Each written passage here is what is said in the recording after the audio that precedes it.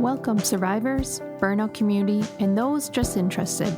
It's Kelly Bubolz, trainer, author, speaker, and your burnout prevention mentor. Burnout is not taboo. It's our reality in this chaotic, fast-paced world. But we're not going to let it drive the narrative to our stories. We're going to do something about it. So let's dig in.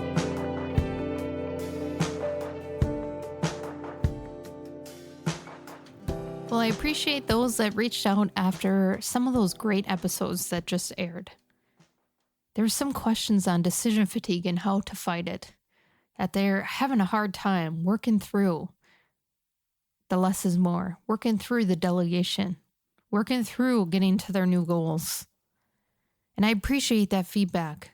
And I want you to know that it's very common, especially for the workforce, to have this decision fatigue, to navigate both work and home life and still feel like you have energy at the end of the night. Feel like you had a fulfilled day, a focused day. And so I appreciate that feedback, and I hope that you're sharing this show out, sharing it with someone else. Because if I didn't hear the word burnout, I don't know where I would be today, if I would even be here today.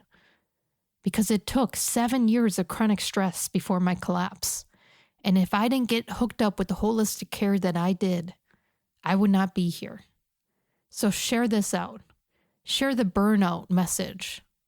Share out a resource, a tool from this podcast, from the website with blog articles and worksheets and services for the workforce.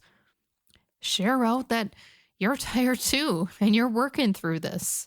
Share out this episode about decision fatigue and how we're going to get back to energy. Because this cognitive overload, these symptoms of brain fog and overwhelm and being confused are serious. These are already in phase 8 of 12 of burnout collapse. I am forever thankful that I had the physical side of burnout collapse. There's a mental side.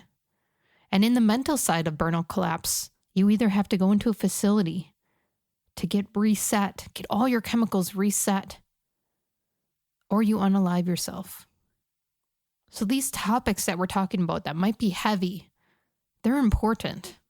It's your body screaming for help. And decision fatigue is no different, because cognitively, if you are overloaded, you physically are already not doing well. Emotionally, you are not doing well. Relationship-wise, it's starting to get strained. So that brain fog, that overwhelmed feeling, does someone just make a decision? Someone else just decide what's for dinner? That cognitive state of overload is putting you in survivorship mode, guiding you towards burnout. Now, what's interesting is during my physical collapse of burnout, cognitively, this overload got extreme. This decision fatigue got so severe that I couldn't do basic human things. Things that I grew up doing, I no longer understood. I want to give you 2 examples. One example is I would get out of the shower in the morning, get ready for work, and I would stand in front of my closet in a towel, and I wouldn't understand what to do next. I'm standing in front of all my clothes, and I'm not understanding what to do next. Shirt, pants, underwear, socks, nothing. I would stand in my closet, not understanding why I'm standing in my closet. That's how bad this decision fatigue can get. It got real dangerous, and I started to take myself off the road when I didn't really understand the decisions to make when there's a green light or a red light. So during a green light, I might stop. During a red light, I might go through it. That was right before my collapse, but cognitively, I no longer can make those immediate decisions. So sometimes brain fog happens when we have that overwhelm, but when it becomes consistent, it becomes also chronic. And you will start to see certain factors within your life, basic human needs, become a struggle. Now, it didn't start that severe. It started actually in meetings at work. I would become disengaged. I'd be worried about the million other things on my list, a million things going on at home. And I would leave the meeting, even if I was facilitating it or taking the notes, and I wouldn't understand what just happened. Who was in that meeting? Who owns what? What was the meeting even for? I just had this cognitive fog of memory that wasn't functioning. I would meet new people in HR and I wouldn't even understand their name moments after learning it. Cognitive overload. Again, this decision fatigue can show up in all different forms. So a good place to start when addressing your decision fatigue is, where does it tend to set in? What time of day? What happened before this fatigue starts showing up? Mine always happened at the end of the day. My brain was done. Enough decisions have been made throughout the day that I don't want to do one more decision. I'm exhausted. And of course, by that time of day, the only people it was affecting was my own family. And then repeat the next day and the day after that and the day after that. So what time of day does your decision fatigue show up?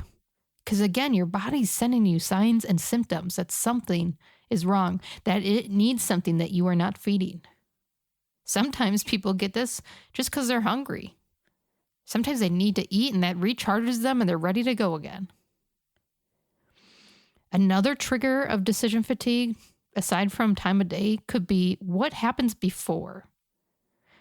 So the hustle in the morning with young kids is real. The juggle is extreme. By the time I get to work, I'm already pissed. I don't want to deal with people. People suck. And I work in HR. Talk about a conflicting profession. What happens before that, though, is that chaos, that struggle and debating with my toddlers before we get out the door. I don't want to debate with more people when I get into work.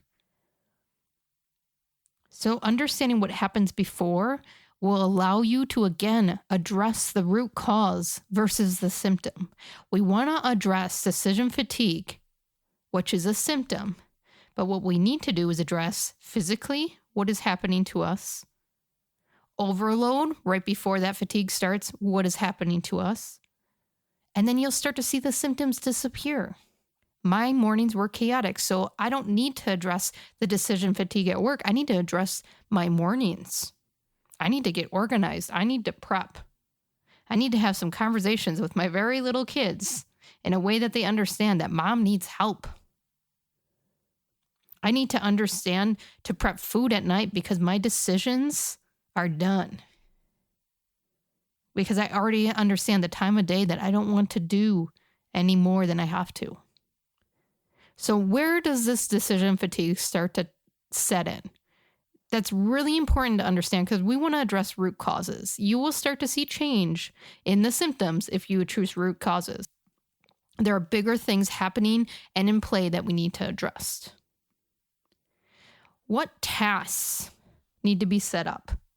What's your capacity and what's a difficulty level that you can take? Here is a great example. So as a high performer and a very fast-paced individual, not physically, but mentally, I love to learn. I love to try new things. I like to explore. I love to meet new people. I have understood that there is always a level of difficulty, though, that I need to be careful of. Because if I cross over that difficulty level on all those sectors, I'm meeting difficult people to get along with. I'm growing in hard ways on personal and professional capacities. I'm also trying new software. I'm trying to keep up with technology. I'm taking on extremely challenging projects at work. If I cross over that difficulty level on all different sectors of my life, that decision fatigue is going to be fast-tracked to the front row. Again, the human change capacity, the cognitive capacity to learn also has its limits. So if you're doing a difficult task, if you're going into a difficult season at work, a difficult season in family, say you even have a family member that's sickly right now and you need to care give, you're giving all your energy to just support and take care of them. Understand the difficulty of that task and the capacity it's taking on you, that some things need to be put on pause. And again, we're just playing with all that root cause before the decision fatigue begins. You can't do everything. So if some things demand you more than others right now, you don't do the others, or you do them on the easy level. You do less than. And sometimes that's okay. Just don't live there. So we checked out what time of day is our decision fatigue coming in, what happens before this fatigue, because that's the root cause. What tasks are we doing, and do we have capacity to do that? What difficulty level is those tasks on? And then what people are you hanging around, right? So I have found, and you can see in previous episodes, that delegation is key if you want to keep going. And I didn't have a tribe. So when I crashed and burned, many people left my life. As a people pleaser, when you stop giving, when they stop receiving all that free work, free advice, free help, they go away. And so 70% of my people, the people I was hanging around, disappeared. And unfortunately, some of those were really close to me. It's the people that I really needed to step up when I was sick. And that hurt. But what it did allow is 70% of room for new community, new people to come in. It didn't happen overnight. But it did allow certain people in the places I wanted to go to enter. And with that, I was able to trust in delegation. I was able to communicate expectations, to pass on certain duties. Have that clarity to know that things are being taken care of. This task is taken care of. This decision is going to be made and I'll be happy with it. So we talked about the things in your specific control, the time of day, what happens before all those root causes, the tasks you're doing and the difficulty levels. But people, are you the default person? Are you the parent, the caregiver, the leader, unable to delegate? You need to start building your tribe. That tribe will just not appear out of thin air. You need to build where you want to go so you can delegate. Because this decision fatigue, even if you address the root causes of the day and the tasks, if you don't have people that can help and support you, you will get sucked back in this vicious cycle of zombie mode faster than if you did. So if I can build from scratch a community and tribe to help me thrive, and I help them, a community and tribe that it brought clarity to our relationship. I can trust them. I can delegate. It is less likely that I'm going to hit decision fatigue because they're carrying some of that load. Because I can talk to them about some of that load. Because they already recognize before I cross that line into fatigue. So make sure that you're not forgetting about community and people and environment you're around. Because regardless of what you're doing, that will affect you. We are tribal creatures. Who we are around, we become. So make sure you're not resetting yourself up as the default person, resetting yourself up as the default parent. We want to keep moving forward. So make sure we understand all the different aspects that goes into decision fatigue so we can address these root causes, set up an environment in which you're successful.